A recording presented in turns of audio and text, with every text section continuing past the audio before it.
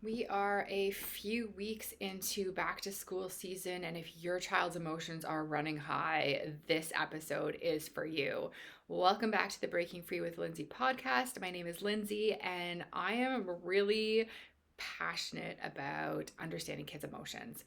And this is something like this back to school season is something that always triggers high emotion. So, if your child is like the angel kid at school but like loses their marbles at home with you, this is definitely the episode for you.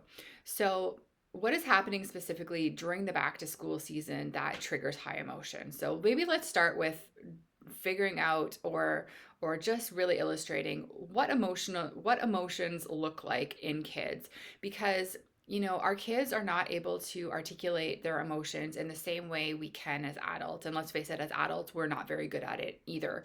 So, the emotions, when your child is struggling emotionally, it often comes out as behavior issues. So, it might be more resistance to things that they're normally okay doing. So, that uncooperative, um, I'll say nature, even though it's probably against their nature.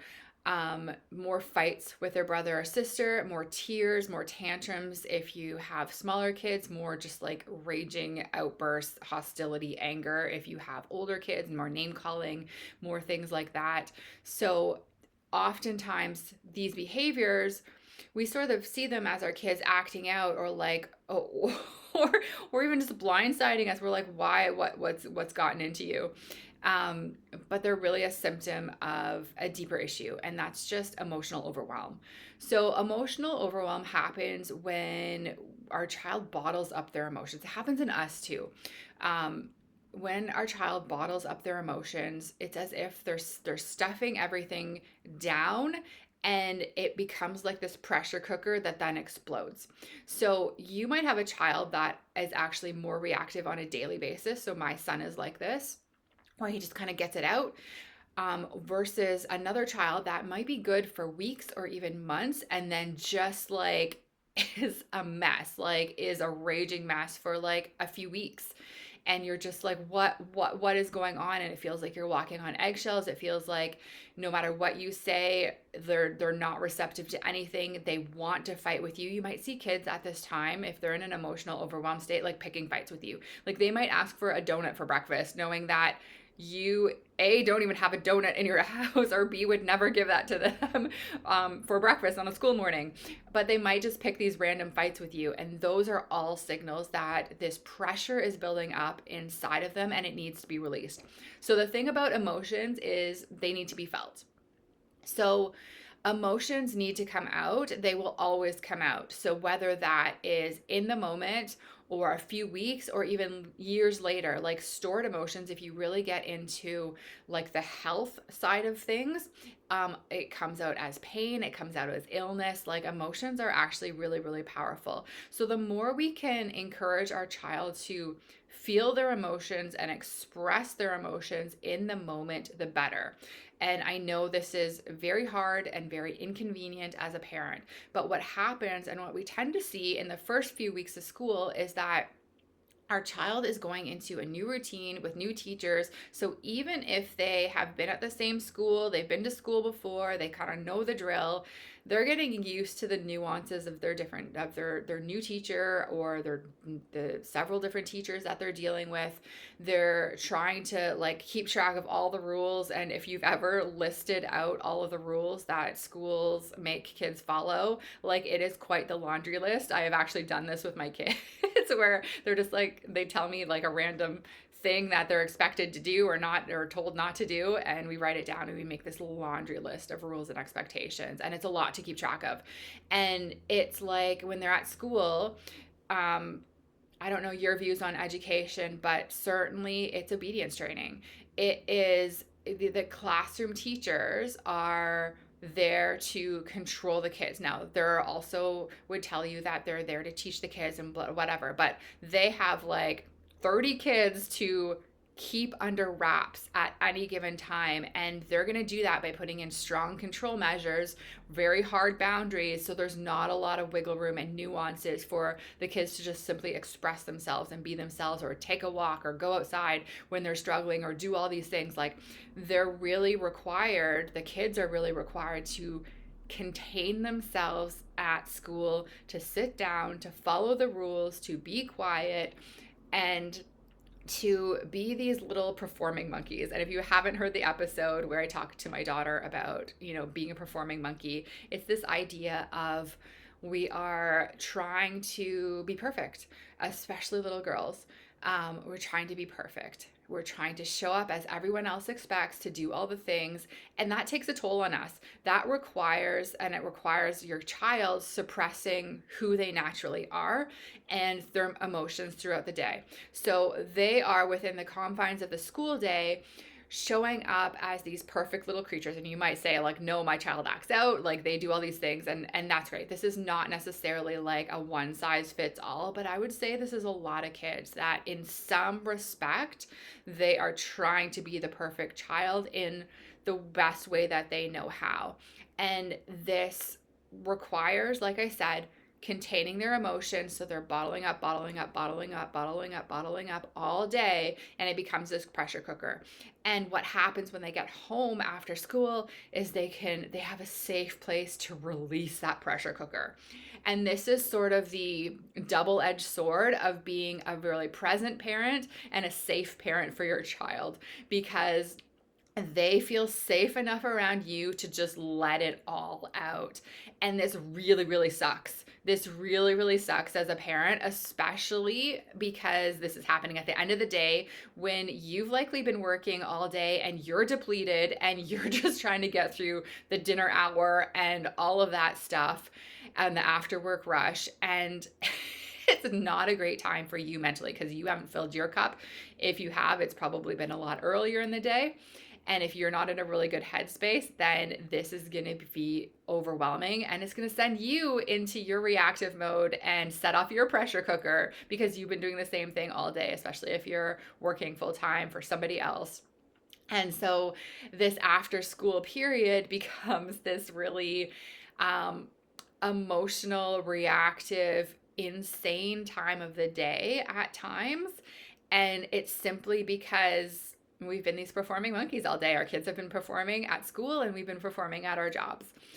And so this is just a product of the lifestyle, the go, go, go lifestyle. And if your kids are in extracurricular activities, yes, they might have a physical outlet, but they're still under the control of adults. So just keep this in mind as, you're scheduling or overscheduling yourselves and your kids. Like, we really do need time in our days to decompress, us and our kids. So when these emotional outbursts are happening, the number one thing that you need to be doing in advance is to take care of yourself, because if you are in a reactive state and an overwhelmed state, you're not going to be able to handle your kids. It's just going to make things worse. And this is not a criticism. I have definitely been there. This is a work in progress for me as well. But when we are not taking care of ourselves as mothers, then we are not able to support our kids during these highly emotional and volatile moments. In the moment itself, this is going to depend on your child. So sometimes being with them, validating feelings, and letting them know that you're there for them, you're not leaving them, that's going to work really well. For other kids, the best thing to do is for them to be by themselves, for them to take space. And depending on their reactivity, this is likely not something that you can tell them in the moment to go take some space, or it's going to be more of a power struggle or an issue. So if you have slightly older kids where you can brainstorm during a calm time of, when you feel emotions, first of all, like, what do the emotions feel like when they're bottling up inside of you? Does it feel like you're starting to clench your fist? Does it feel like there's tightness in your chest? Are you clenching your jaw? Like, you can start to help your child recognize these physical signs. You can start to help you yourself recognize these physical signs. Is they're more whining and complaining and just like that really like annoying sort of behavior that happens in advance of the big explosions. So, and that could be like in the days leading up to the big explosions, or in the hours or minutes leading up. So this is about dissecting like what's happening before, during, and then after these explosions. Honestly, in the moment, the best thing for your child to be able to do is to be able to let it out, because it is coming out because it's been in this pressure cooker and it needs to explode out of them. Now, what we can do in advance is to help them not get to this explosive state. So we can help them learn that it's okay to process their emotions, or there's some calm down strategies that helps them release. Maybe just even like running around outside, or having space to play in your backyard, or go at the park. Like moving our bodies helps us move emotions as well. So these are all ways that we can support our kids during this time. And then after, it's how do we make amends for the names that they have called, or and maybe the reactions we've had as well. Like, how do we sort of come down off of the high emotions, and how do we brainstorm how to do things differently next time? So I want you to know that, a few weeks into school, this is likely a time where you could be seeing your child exploding emotionally. And it's a really fun time of the year. But understanding that it's not your kid being a little brat. It's not that they're doing this on purpose, or they're, spoiled, ungrateful, all of the things that we want, disrespectful, all of the things that we want to say.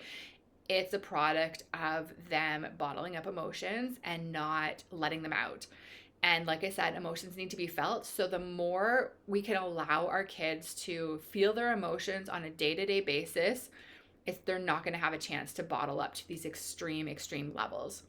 And then the more we can help our kids process those emotions as they're going through them, either by validating that what they're feeling is okay, by acknowledging that they're allowed to feel sadness, they're allowed to feel anger, all of that is okay.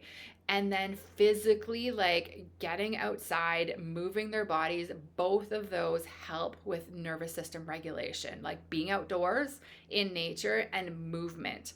So these are all things that we can do to mitigate the emotional overwhelm. So I hope that this helps.